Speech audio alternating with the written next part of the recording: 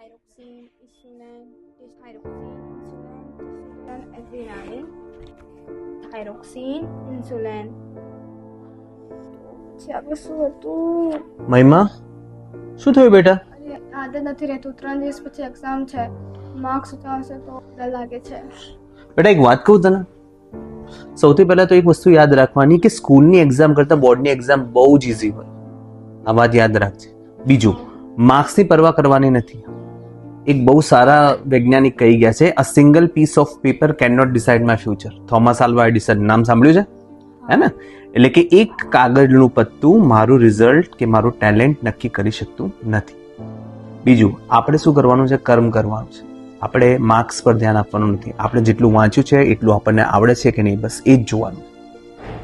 બીજું, તમને એવું થતું હોય કે 12th સ્ટેન્ડર્ડ પછી શું થશે, કઈ લાઈન મળશે, તો આજે ઘણી બધી ઓપોર્ચ્યુનિટીઝ છે, મલ્ટિપલ લાઇન્સ છે, ઘણા બધા આપણને ઓપ્શન્સ મળવાના છે, બરાબર? તો એનાથી નથી ગભરાવાનું. જેમ પહેલાથી એક્ઝામ આપતા હતા એવી જ રીતે નોર્મલી એક્ઝામ આપવાની છે.